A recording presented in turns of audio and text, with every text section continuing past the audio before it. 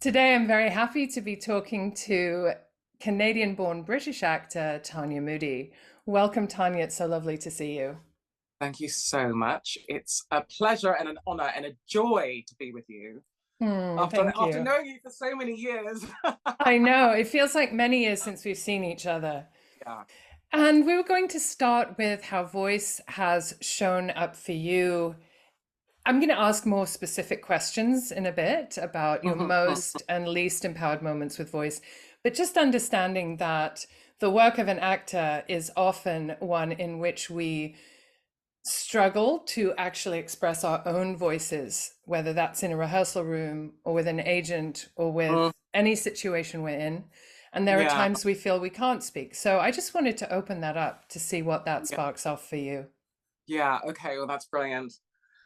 Because I think in my profession, I've always associated my profession with the voice and my voice. Do you know what I mean? So, Do you mean the uh, physical voice?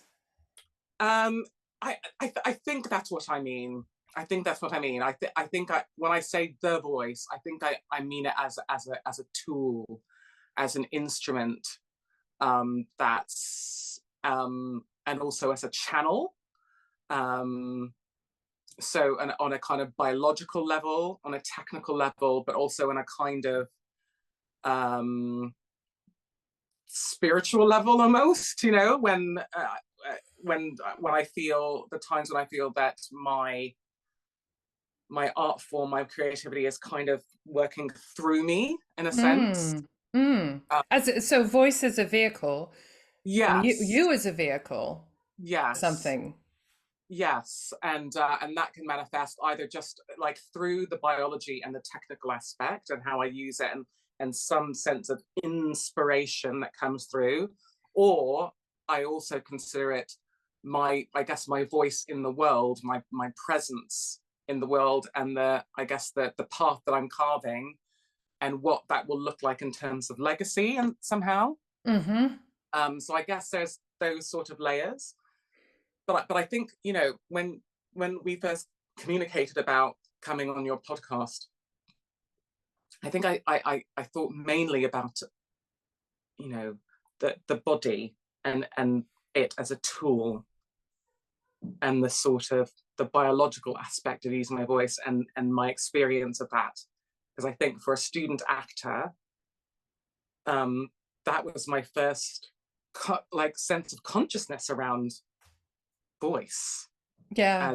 as a kind of a hugely significant aspect of how to do what I had this passion for as a child, you know. Uh, Um, I I love that you say that because I'm realizing as you speak, I think of it as coming from we come from the same lineage because we trained at the same place at the same time. yeah, yeah, yeah, And and it was there that I discovered the body mind connection, which is now something that's talked about all the time. And mhm, now we can talk about something that's somatic, but I didn't know that word then. And mhm, I found that the voice work we did, well, also the movement work had a big impact on me for getting me out of my critical observing mind and yeah, into a more expressive, intuitive way of being as an actor. But then I thought so much about how it was impacting me as a person. It just brought me into my body in a way I never had been before. And yeah, whatever was going, I don't think I would have defined it that way at the time, but that whatever was going on in my psyche was apparent in the voice. And that's what I see yes, with my clients. yeah. And I mean, you know, when I was a child, I had this sort of chronic issue with my neck. Hmm. Um, for some reason, I tended to get they were called stiff necks. That's what they were called. You know, oh, I've got a stiff neck again. Technically. The technical term, stiff neck, and Right. I'd sort of wake up like this, Mm. just be like locked, you know, and just in agony. And I don't know what caused that, but it was something that would just reoccur and reoccur and reoccur. Um, it's funny because my mum says, I mean, my mother is you know, she was in medicine, and her first training when she started medicine, when she was a very young student nurse, she started in midwifery. And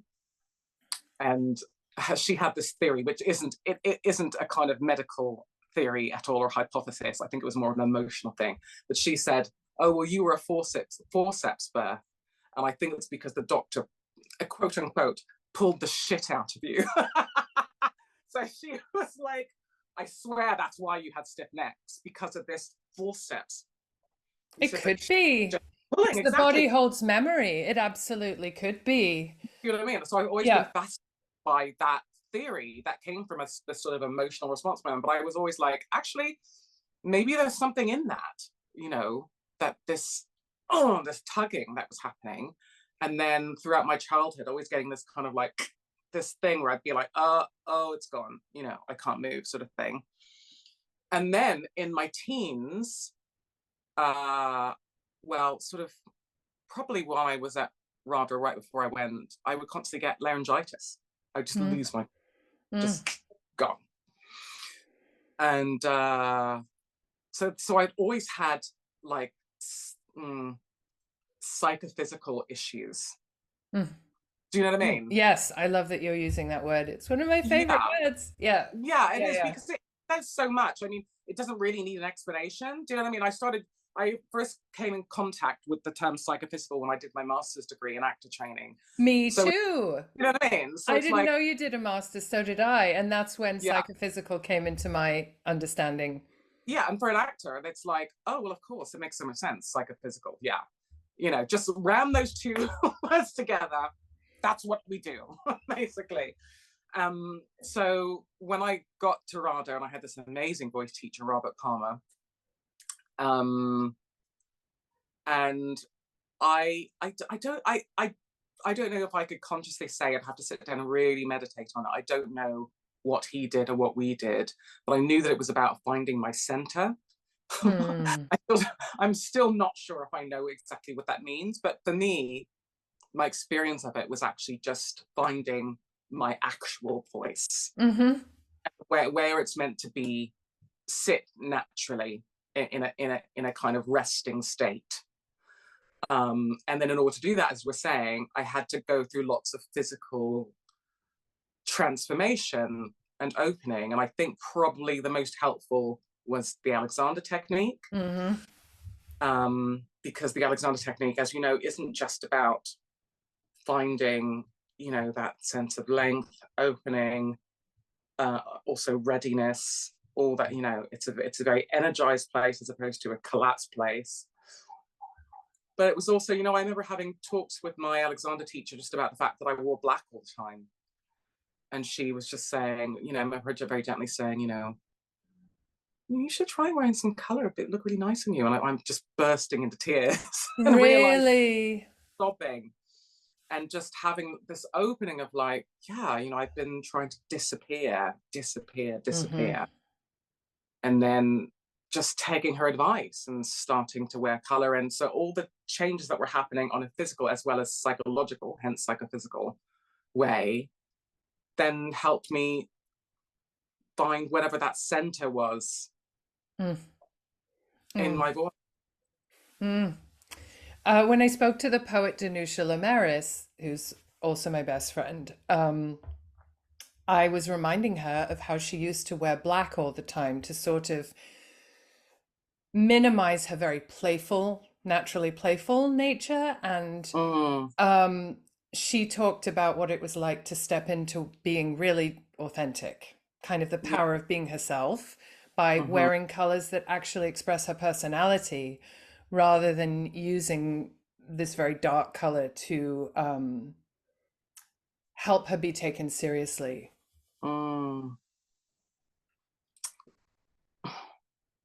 That, you know, being taken seriously has a huge impact on the voice. Huge. I think especially... Oh, say more. That's really interesting. Being taken seriously has a huge impact on the voice. I love that. Yeah, I mean, I think, you know, in terms of, you know, Robert finding my center, I often think now, you know, more than 30 years on, starting at RADA, I often wonder now, am I still in my center? Is that where I am now, Robert? If he was here now and they did a session, where have I placed my voice in this, just in a natural way? Is it a centered voice?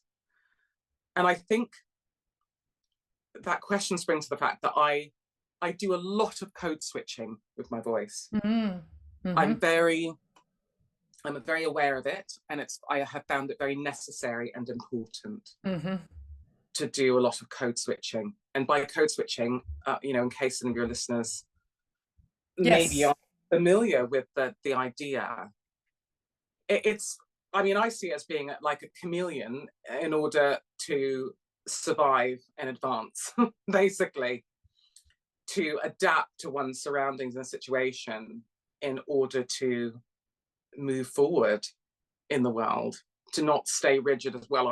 This is who I am, and take it or leave it. If you don't like it, then stuff you. I mean, there's a lot of people who are like that, and that's absolutely fine. There's nothing wrong with that.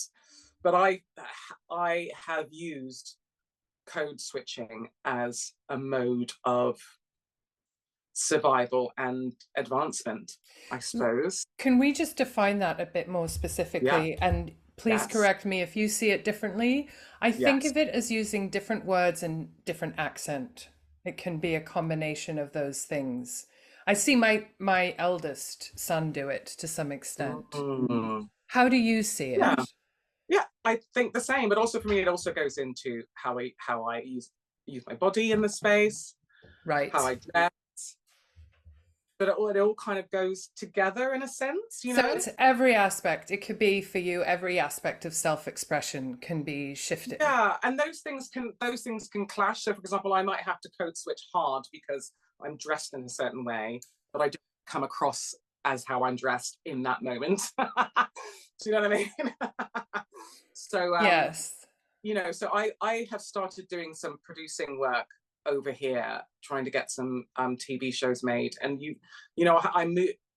move in very different circles to the ones that I've been used to as an actor or whatever, and I code switch hard in those situations in terms of how I would want people to interact with me and receive me and hear me. It's really about getting people to hear you, not just listen, but really take on board what you're saying, and kind of accept your presence and your contribution.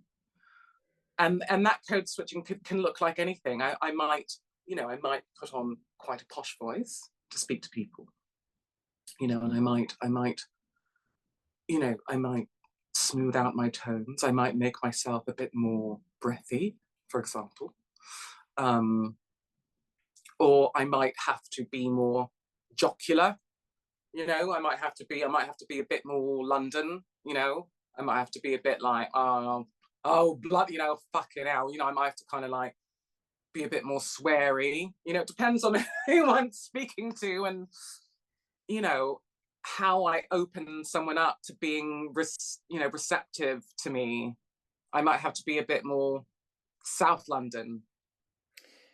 It sounds like there's also an aspect of wanting to have rapport. Yeah. Since it's so if they feel in rapport with you, then the listening is better both ways. Yeah. I mean, I suppose I use code switching not necessarily for fight or flight. So it's not, I never do it as to kind of protect myself. I tend to use it more as a sort of, how do I build bridges in this moment? Right. You know what I mean? That's the rapport. Yeah. How do I reach across and sort of hold someone's hand through using my voice and my body? And you can tell some people, they just need me to, just smooth out, be a bit more BBC, in the way I speak to them. It depends on the situation. But that in itself is that's coming off center, isn't it? It's coming, you have to step into something, so using a BBC voice and, adding a bit more pressure on my vocal cords. So it becomes just a bit more, sitting on them a little bit. that's going into an accent, that's going into a degree of tension, that's going into something else to help someone feel at ease, in a sense. You know what I mean? Gosh, it's so interesting. The layers around putting on, I think when we put on the mask of character, I think about it that way, and yet expressing something true and authentic through that. That's also part of that experience, I think. You're yourself, but you are consciously taking something on because you feel it will facilitate a connection. Yeah. You know, everyone wants to feel heard. You know, so even the Yes. person that you're talking to that you kind of want something from, They want to like, feel heard too. they want to feel heard too, you Yeah. know. Yeah, that's a really important thing to remember. Yeah. I'd like to move to my questions. And the first one was if you can share a least, I like to go from less positive to more positive. So if you can share a least empowered moment with voice, however you define that. I think those moments usually happen in my relationships, like my romantic relationships. I can relate to that. Yeah, I tend not to have that problem with my relationship with my daughter and my role as a parent.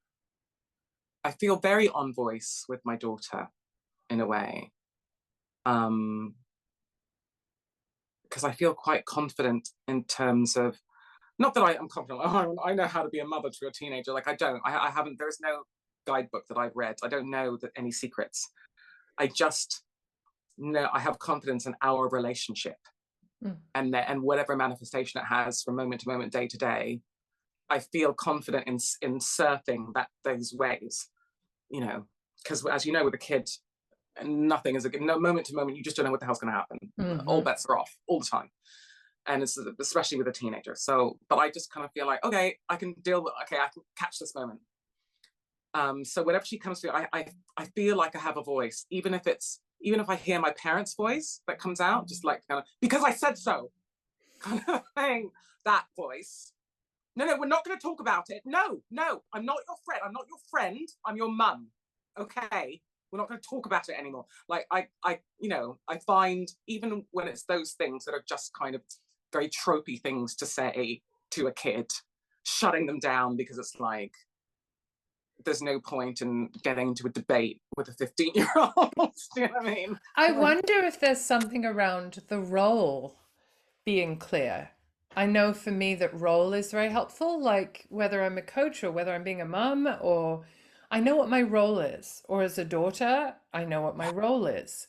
With a Yes. partner, it's meant to be very equitable, and it's not always clear what the role is and how many of us have conversations about, okay, what does our partnership entail when we go into it? Or what is the contract of the partnership? I mean, we can do that. I think it's really good. But I'm just wondering if there's an aspect of that. I think that's very astute. I think there probably is. I mean, I think subjectively, I think anything, because the voice is the vehicle for the emotion, yes? Yes. And I just think that with the relationship, you know, my emotions tend to be quite febrile. And it's a very vulnerable place. Being in a relationship is a very vulnerable place. From day, you know, even if you're just spinning your teeth together, you're in a very vulnerable position all the time. And I find that vulnerability very difficult. Whereas I feel like I have the technical training to express emotion and vulnerability on the voice. And that's not a problem. Do you know what I mean? I've done Greek drama where you're doing those long diphthongs, those vowels. Hey, and you're sending you're really like doing the warm-ups, already opening up, being on the voice, expressing emotion through, you know, these sort of cries. Whereas I find in my interpersonal relationships, my romantic relationships, I go to that place of laryngitis almost. The throat gets tense, probably. Everything gets tense. Yeah, I just clam up. So especially when I'm really angry, if I'm, you know, if I'm really angry about something, or really hurt about something, I just stop talking. I just stop talking. And, you know, it drives my partner insane, because it's what he hates most in the world. And he thinks that I do it to hurt him. And I keep trying to say to him, I just can't, I can't. And I you know, the furthest I got with trying to turn that around with him, which isn't ideal, because I just said to him, look, if I speak, I know you want me to speak when I'm upset. He's like, I'd rather you said something than nothing. And I said, be careful what you wish for, because if you want me to speak when I'm that upset, you're not going to like it. You're not going to like it. So are you doing a certain amount of damage control? That's what I always felt. I felt like, if I don't speak, because if you do, it's like the Incredible Hulk. Like, don't make me angry. You wouldn't like me if I'm angry. Do you know what I mean? So I'm just like, I'm just not going to talk until I've worked through it. And I put the onus of the working through it on myself. And I'm like, give me 3 days, 5 days, and then I'll be able to talk to you. But for him, he's like, that's fucking ridiculous. We can't live in the same house and you're not talking to me for days. You know, which I get. But from my perspective, I'm like, I'm trying to protect you. I'm trying to protect you. You don't want to know how you don't want to know. Or at least you don't want to hear how I express it. And so he said, no, I want you to. So I have tried a few times and it hasn't been pretty. What was the outcome? Was the outcome better, worse, the same? I don't know. I don't know. I mean, to be honest with you, I'm going to propose that we go to, well, I had proposed that we go to couple counselling, because we've been together for 6 years now, at least 6.5 years. And I think it'd be wise, because I go to therapy myself. So to me, it's logical that couples should also have tune-ups.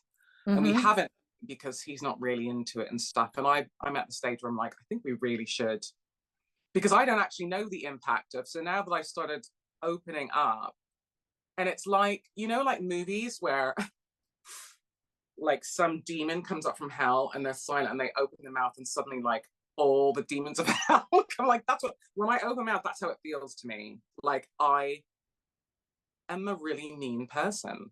Like, I just have to admit, you know, in my personal life, like, you know, with friends or colleagues or whatever, people will say, oh, Tanya's really nice. Yeah, well, yeah, I am. But but you're not triggered by those people. You're not activated. I'm not triggered. If I'm dating you and something happens between us, or you do something that I think is unforgivably hurtful, if I don't keep quiet, and if I really say how I feel, it comes out in this, like, it's like forked tongue. I'm mean.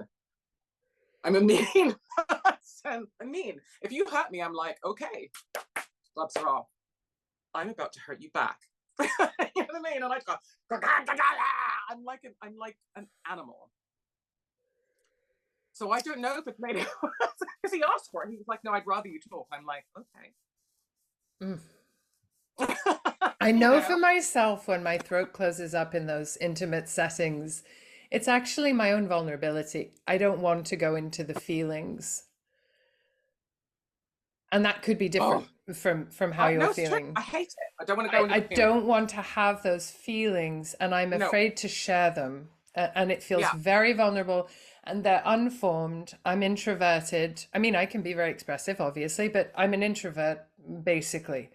And so I want to think about it and analyze it first before it comes out in this unformed way.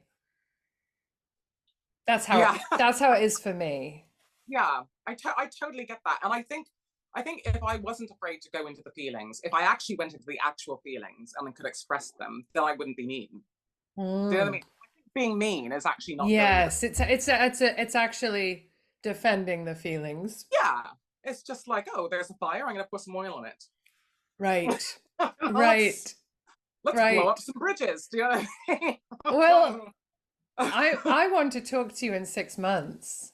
Not necessarily publicly, but just, you know, to hear more about whether you've done that and what you discover. What talking to you about has helped me see that actually, I think this is how I could benefit from couple counselling, to figure out how to go into those feelings because I don't know, it's like, it's very difficult. I just find it difficult.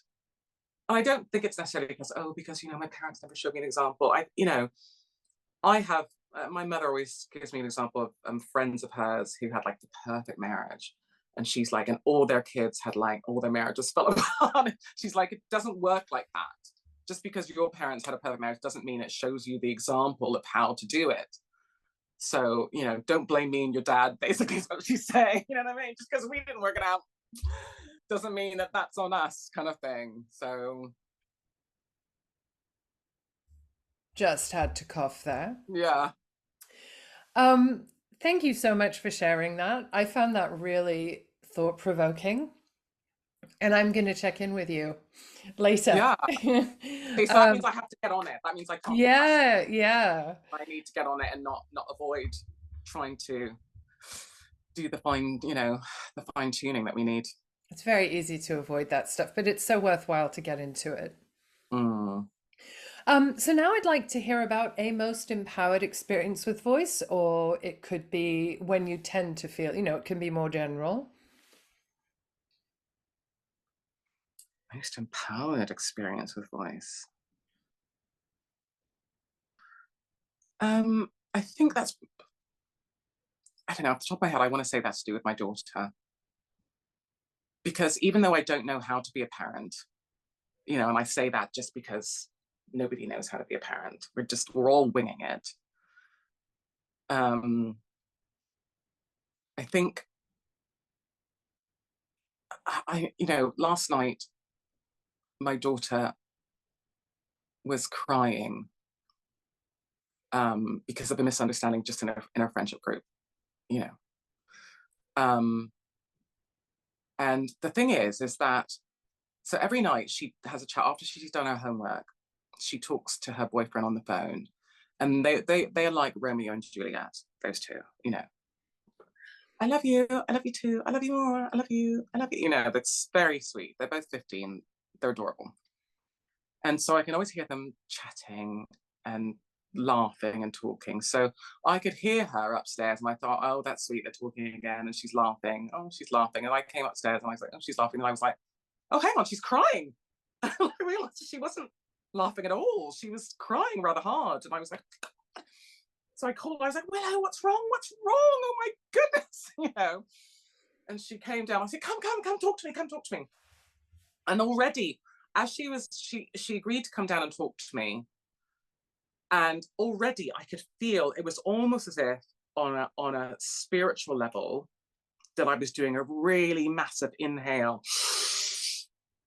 Do you know what I mean? Like I was just. Yes, like, I do. I do know what you mean. You know what I mean? Yeah. To kind of to receive, So everything opens, everything of the ears, everything opens like that. And you're like, so tell me what happened, and she explained everything. And you go into this place where, you're so receptive and open to this child. And I wonder, I don't know, darling, what is it? What is it about this cellular thing that happens with our child? Because I'm sure people get it as well with children that they've adopted. I don't think it's necessarily about like because we gave birth to them or something. Do you know what I mean? I think it would happen with a surrogate or an adopted child as well. There's something about having that bond, or a child that you're looking at, a niece or a nephew that you're looking after, so if you're a guardian of a child in any way, you have that intimacy. I think it's a particular kind of love that really is ideally fairly uncomplicated or selfless, or just no question to make yourself fully available. Yes. And role, like I know that's my role, and I can just go, here I am, and all I'm supposed to do is listen and only say what might be helpful. And it's just clear. Exactly. It's clear. Yes. I don't know that everyone feels that way, but certainly I connect to what you're saying very much. Yeah, and I think I can feel that way with clients. I can feel that way with clients because Again, role, I am here for them in this moment. There's no, Yeah, it's very easy to just, that's my job, and so I'm just really yeah, listening. My ego is not as present in the way that certainly would be with a partner. yeah, exactly.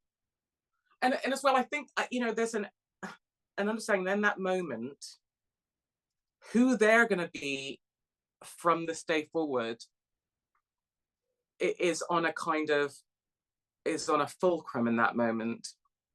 And we can tip the balance depending on what we say and how we react to what they're giving us. So I think part of me really appreciated, there was an aspect that I really appreciated, the fact that she was on her voice when she came down. She was crying really hard. So there was that sense of like inhalation and exhalation and vocalizing her crying. So it was like really, so already she was like very raw and open. And then she'd agreed to come and talk with me, and she sat next to me. And then she opened up her heart, and basically there was some misunderstanding where she was worried that her integrity was being questioned because she'd forgotten to do something in a friendship group, and someone had made a comment about it. And as it happened, the comment apparently was offhand. But because she's extremely sensitive, and not just sensitive, and I don't mean sensitive in a pejorative way, I mean it in that for my daughter, her character is such that her integrity, she values her integrity above everything else. And being trusted, because she feels that her integrity and the fact that she is a truthful and honest person is the most valuable aspect of her character. And for a 15-year-old girl, I mean, doesn't that as a mum of a 15-year-old girl, I actually feel so proud and moved. Do you know what I mean? Absolutely. That above all else, that's what she couldn't bear, that was being questioned. So, and she was expressing how heartbroken she was that this chap had, you know, made this offhand comment, which made her feel like her integrity was being questioned. And in that moment, I thought, I had a path. Right in that second, I had a path. I was either going to do the thing of, my daughter's in pain, you know, my cub is howling, instinct, stop the pain, make the pain stop for her. Or B, the other route was actually look into the eye of what's causing the pain. Let's both look into it together, because I know after 50 years on the planet that that's the only way you can get beyond it. You've got to look into it. So I had to close off that route to stop the pain, which is like, you know, the instinct's like, oh my God, oh, you're so sensitive. Just, you have to develop a thick skin, darling, thick skin. Come on now, stop crying, come on. You know, kind of thing. I was like, okay, close that off. So I just said to her, listen, the reason why you're hurt is because someone has questioned your integrity, because you value your integrity above all else. And I said to her, that might feel really painful right now, but you're going to realize when you're older that that's your superpower. That the fact that you value your integrity is your superpower. And at the moment, it's causing you a lot of pain, but you're just going to have to work through it, because you don't want to get rid of that feeling. That's a really important feeling. Don't get rid of that. And she was like, yeah, but you know, I'm just worried that everyone else thinks. So I said, no, that's what you can get rid of. You know, I was like, don't spiral. I call it going global, where like everything, suddenly one thing is bad, then everything is bad. Don't go global, or don't spiral, as she calls it, because that's not your superpower. That's your kryptonite.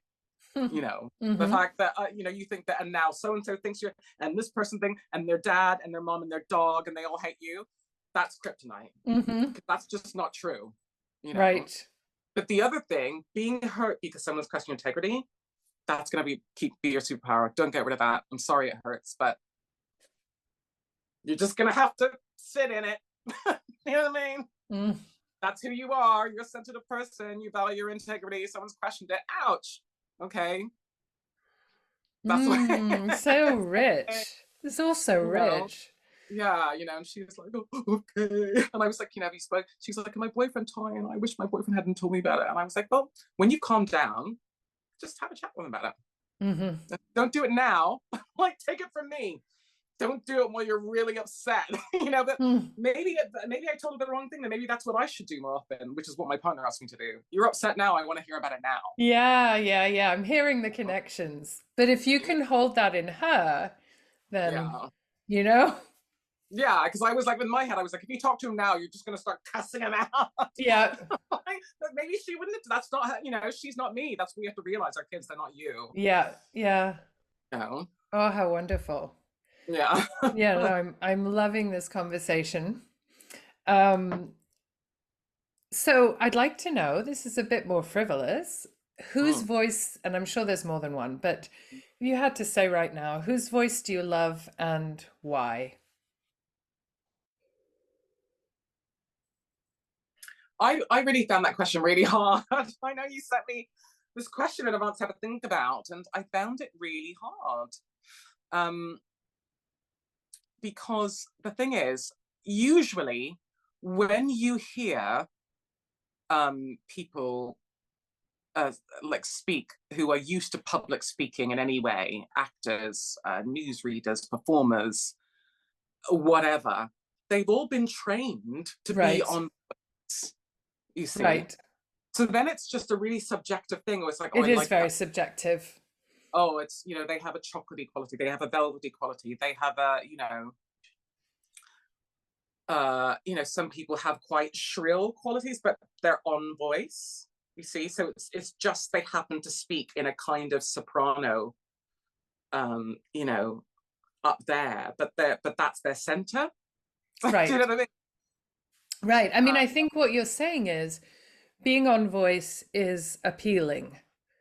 Yes. And so that should be really encouraging to people who are wondering about, do I naturally not have a nice voice? And they're really, in my experience, it's not that. It's whatever is standing in the way of the voice.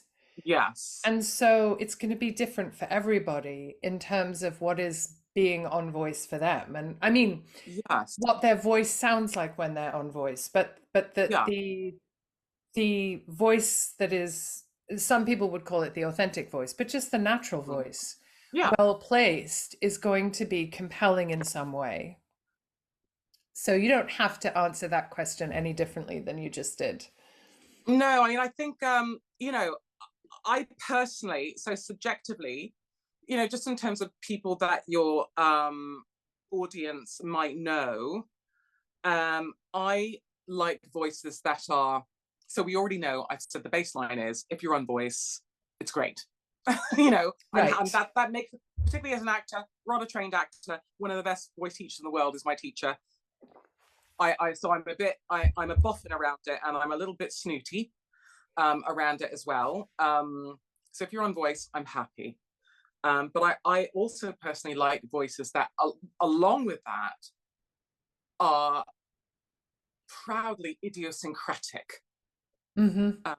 So, for example, someone that your listeners might know is Jennifer Coolidge, who's just won the Golden Globe.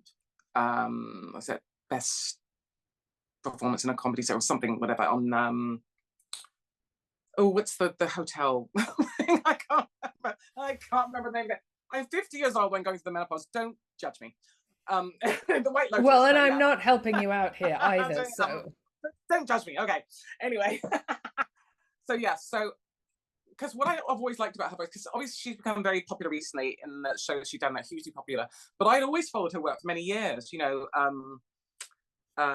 doing films like Best in Show and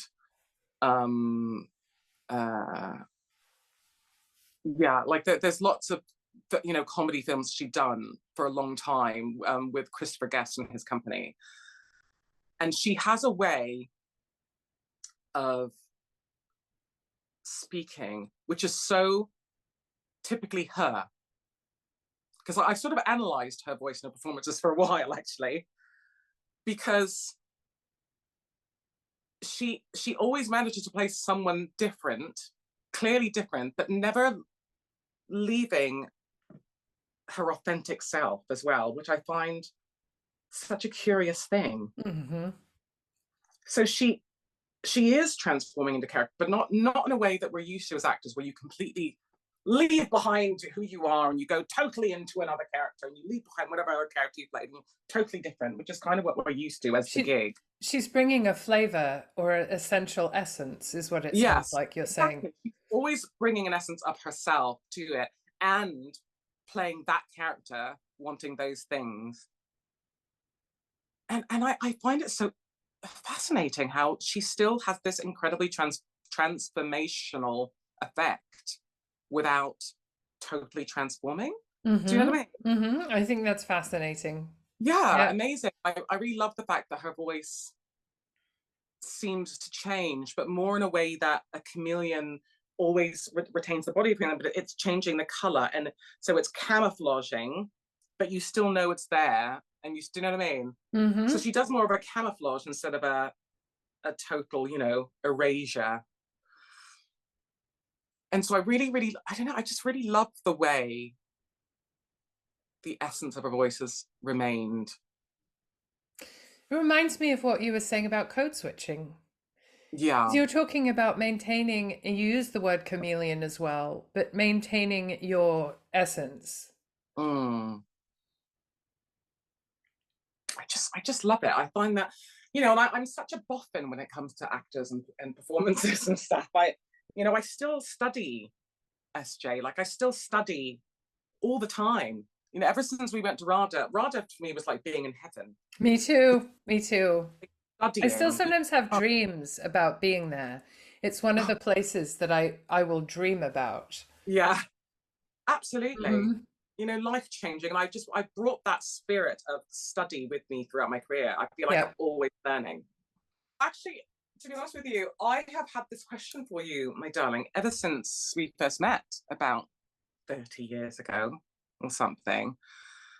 Because so we were at RADA together.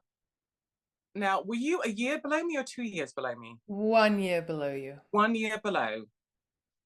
And you were dating a guy in my year. So I would obviously see you really often, you know, in kind of social situations. But I felt like I never got a chance to talk to you because, you know, the guy in my year, like you were always with him and I kind of wanted to talk to you. But then it was like, you know, I wanted to be like, hi, SJ, so that would have been so great. But, you know, here we are now. Yeah. I know, because I was like so curious about you because I knew that you were American. But I think I remember the day that I found out being really shocked. I think we were in the bar after college and you had said something like, oh, I'm American. I remember being, I was like, are you? And you were like, no, yeah, I am. And I was thinking, so why does she sound like that?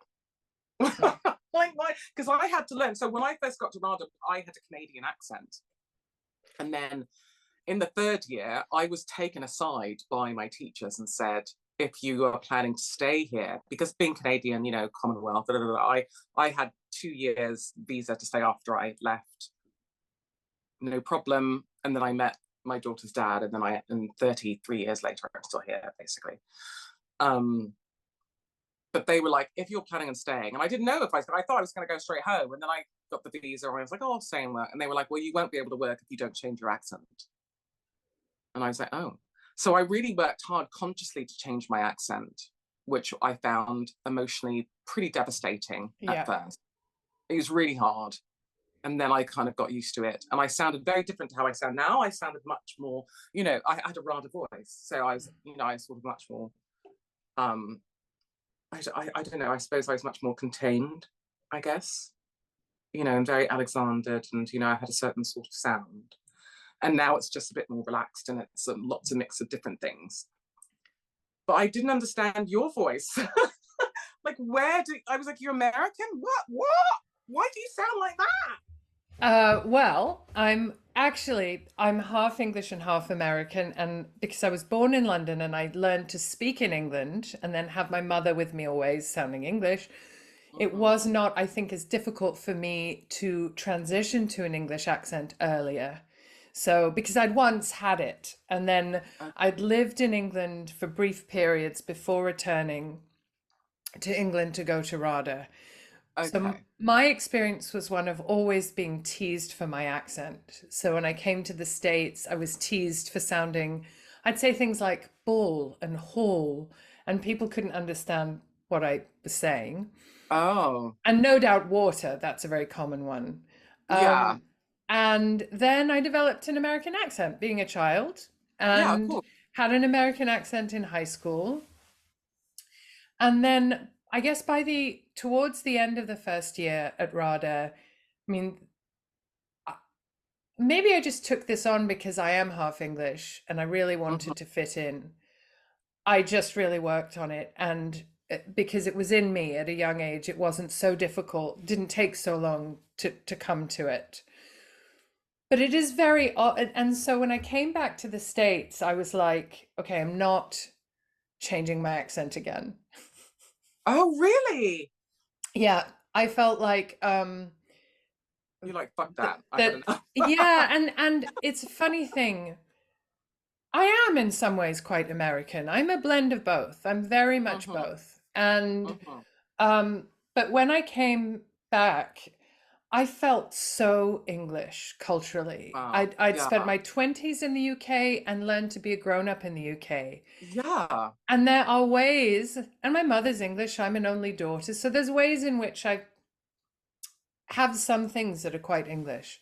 Yeah. But I really value direct communication, which is much more American. I don't like subtlety that is sort of hiding from really expressing how you feel, so you won't be called on it, if that makes sense. Right. And that's a Yeah. real part of English culture that I don't Right. enjoy. I just don't enjoy it. I love subtext, and as a playwright, I'm bringing that sensitivity to subtext to what I do. But however, I have to tell you this. Um, when I'm talking to my partner and at home, my accent goes all over the place. It is Yeah. all, Yeah. and he will laugh frequently. If we're having an argument, he will almost always start laughing in the middle because he'd say, do you realize you just spoke in a completely American accent just there? And then you went into a terribly, I can get very indignant in a very English way, or I can be like, wow, you Mhm, know, mhm. and it's a mindset. There's a part of myself that I feel I need to call up in an argument where I'm really laying a boundary very directly, where it's Yeah. about boundaries, I'll start sounding really American. Where it's about just indignation and outrage, I'll start sounding really English, which I think is kind of Wow. telling.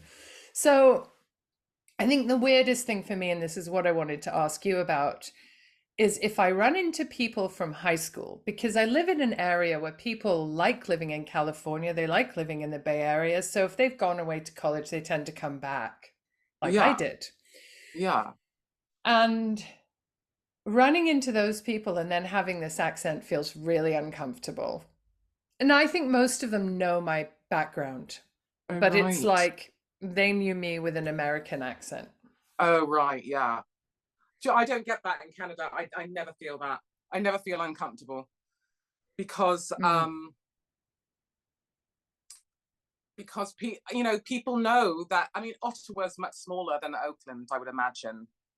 Ottawa's pretty small, and anyone who knew me then, who happens to have gone back, they all know that I left 33 years ago right, and I London for 33 years.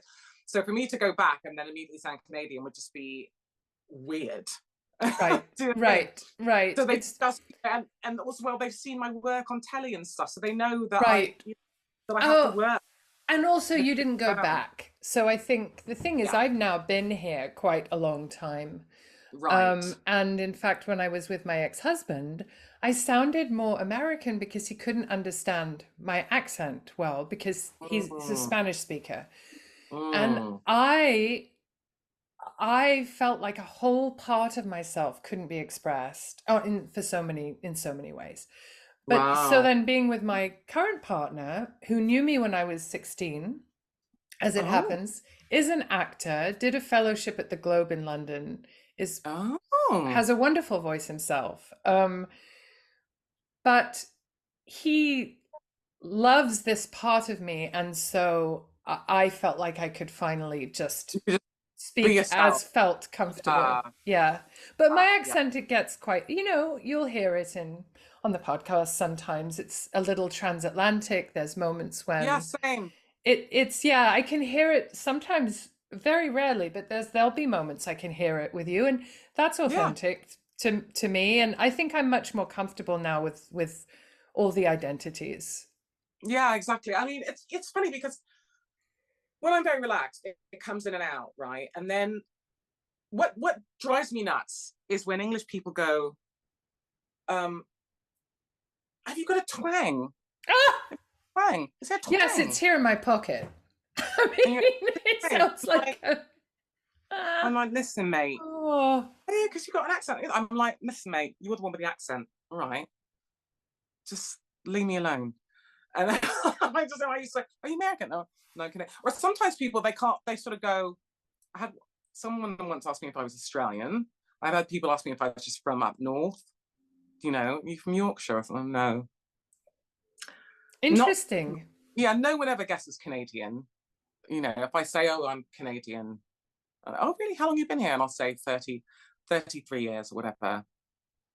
And depending on how much they've heard, they either say, oh, you haven't lost your accent then, or they're like, oh, you've totally lost it. You know, it just depends on how much has come out, Right, what right. context it's in a sense. Most people, because, you know, usually my resting voice is quite English or London or South London. So most people don't hear it. And if they do hear it, it's like fleeting. And then it's like, what's that? But then they just think that it's probably just an affectation from watching telly or something. Or do you know what I mean? Like, oh. Well, and the accents have changed in London since we were training. Oh My my God, God. there's accents that I Yeah. can't understand well because I'm not used to them, and Yeah. that never were not in existence when we were younger. I Yeah. mean, Also, if I'm yeah, playing, I play a lot of Americans over here.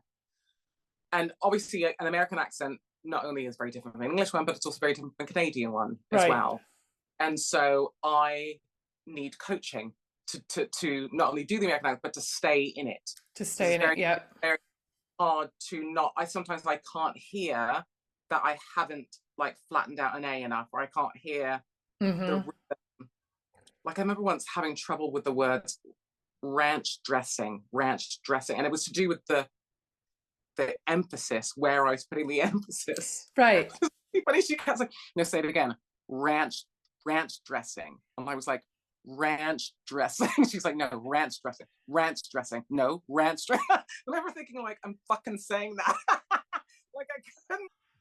I know, it's so funny. But you know, American accent. So if I am working in an American accent, I will sound, usually in my daily life, I will sound North America, or like, you know, I'll bring it home more, because I find it really hard to go in and out of it. If I go back to work the next day, and if I didn't go back to an English accent overnight and then go back to work, I find it, the switch a Yeah, lot harder. it's really difficult when it's an accent that when you're already living with different accents. I'm the same. If I listen back to myself, I think I'm doing an American accent. Oh, well, I am, but it's over articulated. It's not Yeah, quite pushed far enough, you yeah, know. And I can get there, but I have to listen to myself. I can listen back to myself and correct myself, but it yeah. takes a And minute.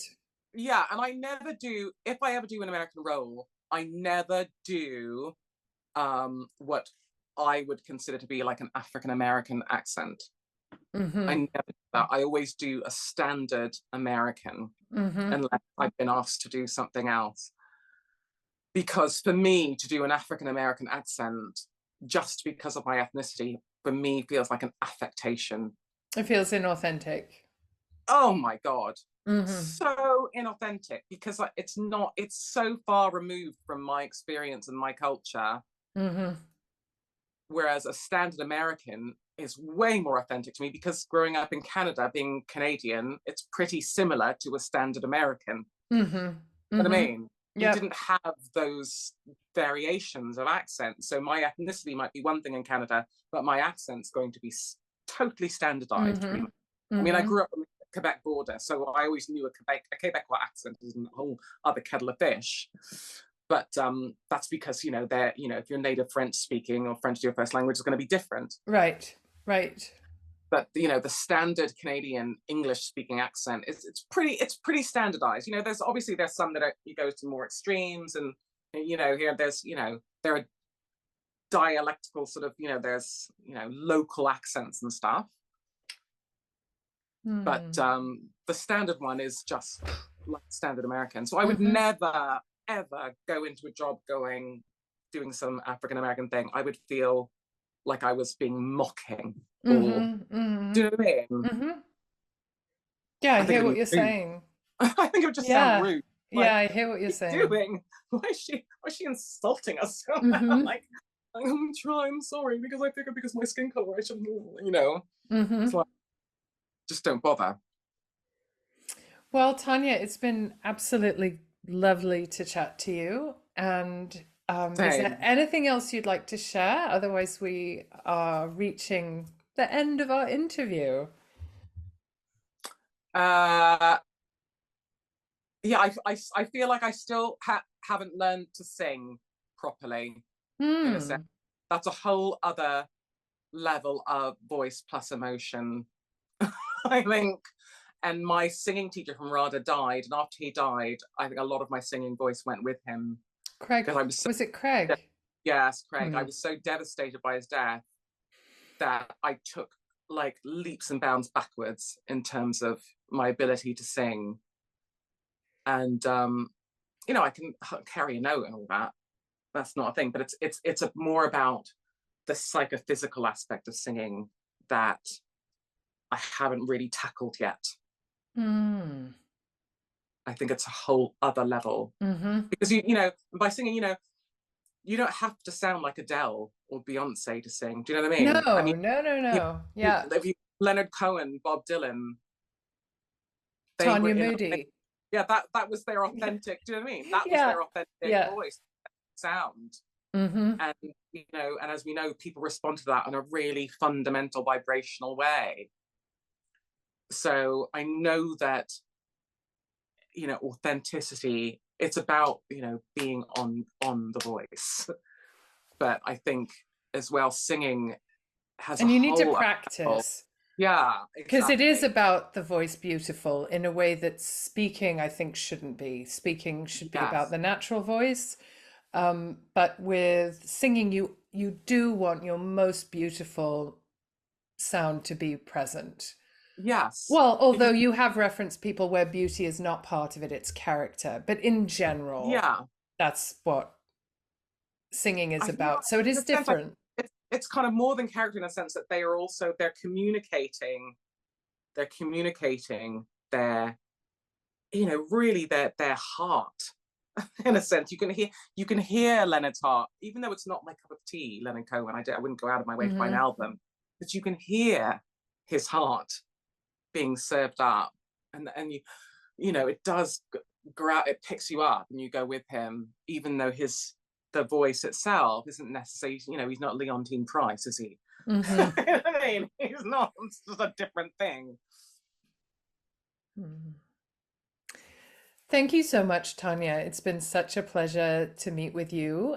Is there anything you want to share with my listeners in terms of upcoming work that they can see you in, or current work that you are proud of that you want to share?